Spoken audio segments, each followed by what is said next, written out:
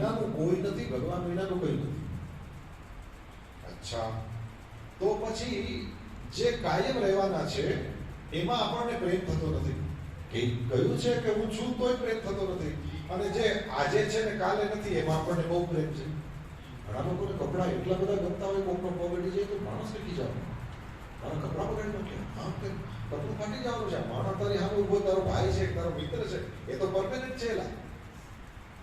પણ જે ટેમ્પરરી છે એના માટે ક્યારેક આપણે પરમેનન્ટનું અપમાન કરીએ છીએ, થાય. તો ટેમ્પરરીમાં પ્રેમ થાય છે, એમાં આપણને આસક્તિ થાય ને. જે પરમેનન્ટ છે એમાં આપણને કંઈ પેલું થતું નથી. કારણ શું? તો કે એક મેજર કારણ છે કે દેખાતો નથી. કારણ કે આપણને ભગવાને એટલી શોર્ટ આઈ સાઇટ આપી છે કે આપણે લોકો જે દેખાય એને, જે આપણી વિઝિબિલિટીમાં આવે એટલું જ આપણે માનીએ, જે દેખાય નહીં એને આપણે માનીએ. પણ દેખાય એને જ માનો એ ચાલે નહીં. આ હવા નથી દેખાતી. સાચું કે જો આ પંખા ચાલુ કર્યા છે, આ હવા બનાવે છે? પંખાથી હવા બને? નો, છે એને જે ફેરવે છે ને, આટલું જ કરે ને, તમારી પર થ્રો કરે. તો ઇટ મીન્સ કે હવા તો હતી જ, પણ પંખો નહોતો ત્યારે અનુભવાતી નહોતી. અચ્છા, દેખાતી નથી પણ અનુભવાય એટલે આપણે માનીએ કે ભાઈ હવા આવી. ગરમ લૂ ચાલતી હોય તો આપણને અનુભવ થાય. દેખાતી ભલે નથી પરંતુ આપણે એને માનીએ. તો આ છે છતાં એ દેખાતું નથી. એ કેના કારણે થાય? ભગવાને બહુ સરસ આન્સર આપ્યો કે એ જે છે એનું નામ જ છે માયા. યા જે માં નથી, છે જ નહીં. છે નહીં પણ એનો પ્રભાવ જબરદસ્ત છે. ઇલેક્ટ્રિસિટી દેખાય? નો, પણ એનો પ્રભાવ દેખાય. એ માયા કેનું નામ? એવું કે જે છે એને ના બતાવે અને જે નથી એને દેખાડે. મને ખબર નથી દુસરા કામ સારું થિયેટર છે.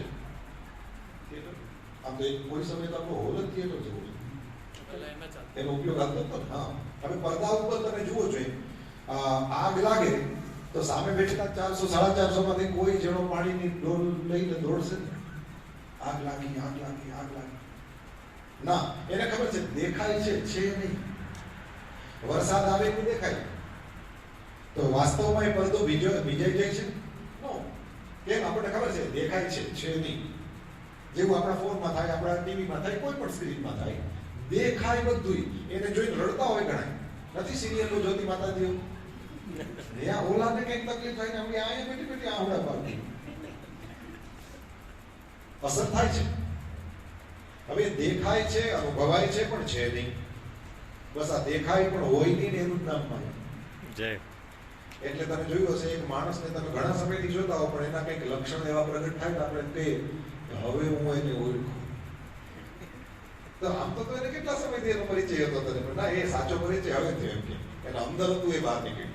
એ તો રાવણ કપડા તો આવા જ બસ સરસના બ્રાહ્મણના પહેરીને આવ્યો હતો. પણ પછી જાનકીજી સાથે વાત કરે છે ત્યારે ખબર પડી કે આ ઉપરથી દેખાય છે કંઈક છે, અંદરથી કંઈક બીજું જ છે. સોનાનું હરણ નહીં, મારી જ રાક્ષસ છે. લક્ષ્મણને ખબર પડી ગઈ, પણ જાનકીજી ફસાયા. બસ આ જ માયા.